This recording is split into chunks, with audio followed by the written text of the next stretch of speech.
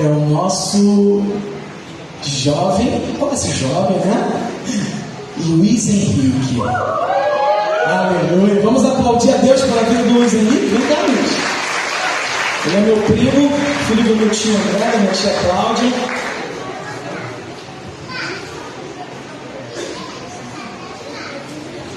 Ele está tão nervoso que veio sem Bíblia, né? A Bíblia está dentro dele. Ô glória! Aleluia!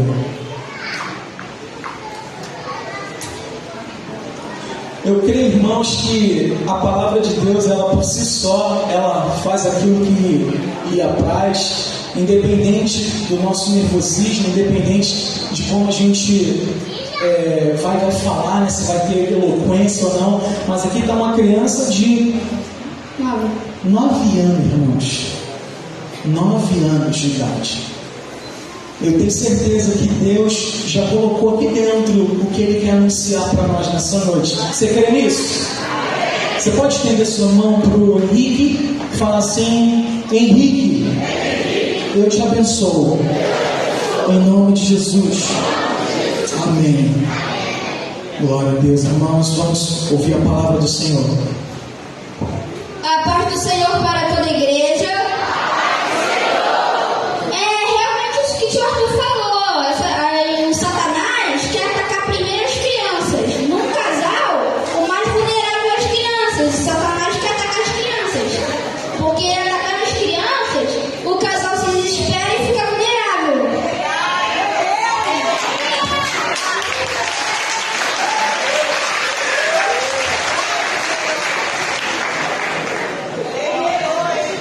Mas então, abra aí sua Bíblia em Jonas capítulo 1.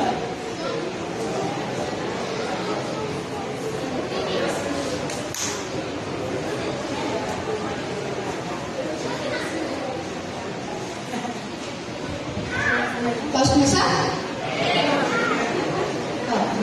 Certo dia, o Senhor disse a Jonas, filho de Amitai: apronte-se, vá à grande cidade de Nínive e grite contra ela, porque a maldade daquela gente chegou aos meus ouvidos. Jonas se aprontou, mas fugiu do Senhor, indo na direção contrária. Ele desceu a Jope e ali encontrou um navio que estava de saída para a Espanha, onde ficava Nínive. Pagou a passagem e embarcou a fim de viajar com os marinheiros para a Espanha, longe do Senhor. Então, meus irmãos, a primeira coisa que eu vejo aqui é a desobediência de Jonas. Tem um versículo que é lá em Ezequiel, eu esqueci o número agora, porém diz assim: honrai pai e mãe para que seus dias na terra sejam prolongados. E Deus é o nosso pai, né? Deus é o pai da humanidade, então honrai Deus. Aí, ok, Jonas foi no navio, desceu lá no porão e começou a dormir. Mais tarde, Deus mandou um vento que criou uma tempestade no barco. O barco estava quase se partindo ao meio. Aí, cada marinheiro começou a orar a teu Deus, começou a jogar as cargas, riquezas e tudo que tinham no mar para tentar deixar o navio mais leve. Porém, não conseguiram nada.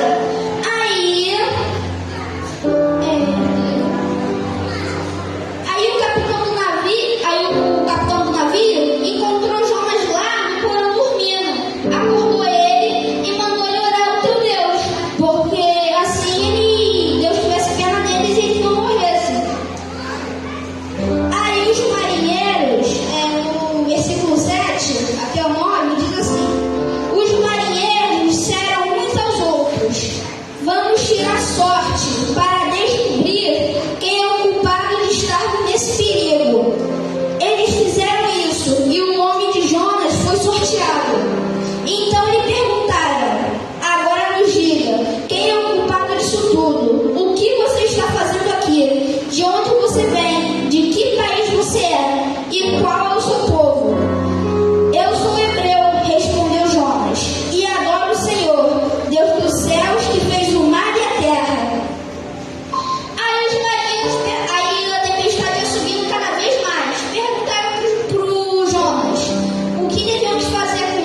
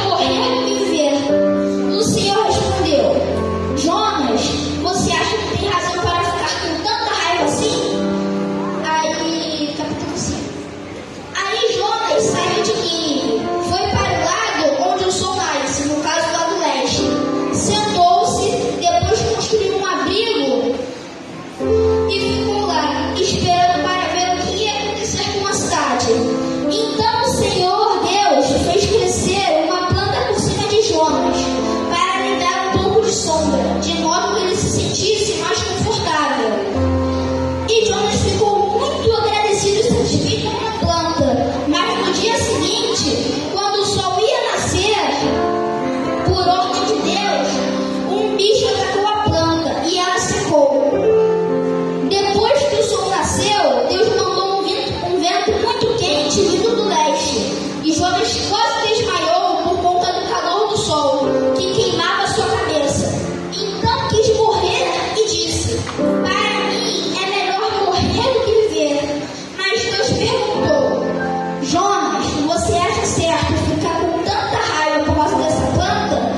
E Jonas respondeu: é claro que tenho razão para estar com tanta raiva que quero até morrer. Então o Senhor Deus disse: essa planta cresceu numa noite e na noite seguinte desapareceu.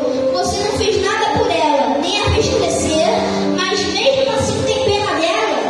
Então eu tenho muito mais razão e devo ter pena da grande cidade de Nínive, onde há mais de 120.000 crianças inocentes e também muitos animais. Aí você vê, irmãos, como que às vezes por causa dos nossos desejos egoístas, nós acabamos cometendo injustiças. Jonas ficou com tanta planta que queria morrer. E ele não queria que a cidade de Nínive fosse salva. Ou seja, para ele, uma planta tinha que ser salva. Porém, mais de 120.000 crianças inocentes e vários animais tinham que morrer todo mundo. E antes de encerrar a pregação, eu gostaria de falar uma curiosidade aqui. Muita gente diz que não poderia ter sido uma baleia que engoliu Jonas, por causa que a garganta da baleia é muito estreita para passar um ser humano. Porém, vocês sabiam que existe uma baleia no mundo capaz de engolir um ser humano? Sabe qual baleia é? A baleia cachalote. A garganta dela dá para um ser humano passar, porém é praticamente impossível sobreviver lá dentro. Mas com Deus você sabe que é impossível só possível.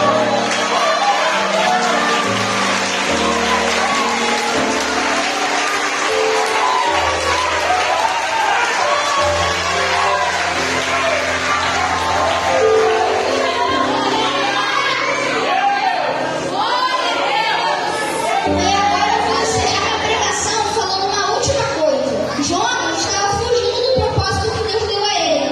Então será que algum dos irmãos aqui também não está fugindo do propósito que Deus deu?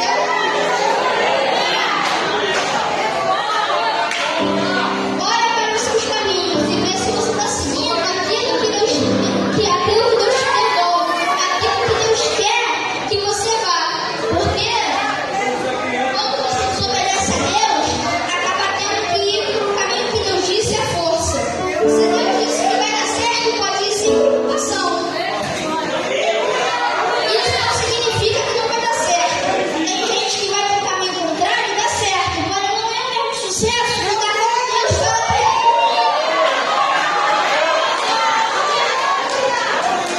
Então é isso, eu agradeço a minha pregação.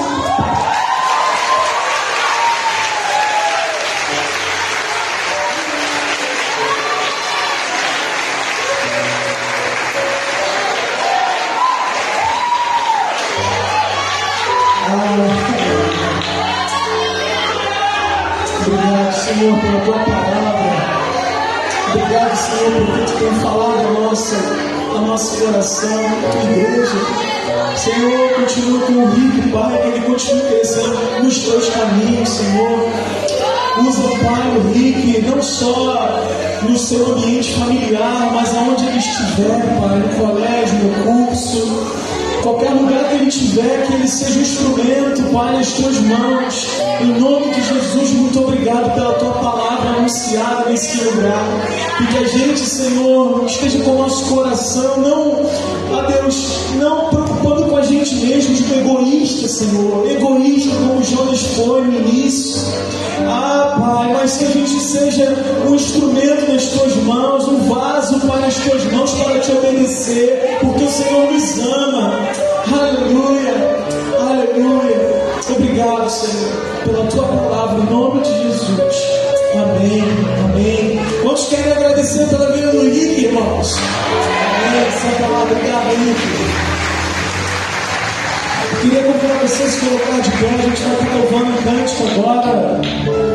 Não estava programado, mas o Senhor me impulsionou a fazê-lo. E enquanto a gente vai cantando, eu sei que essa mensagem tocou em alguns aqui, assim como me tocou. Às vezes a gente fica acovardado. Quero chamar aqui o Ministério de Louvor, quem puder. Às vezes a gente fica com medo, sabe, de dar um passo mais ousado. Às vezes a gente fica com medo de obedecer uma direção que Deus nos dá.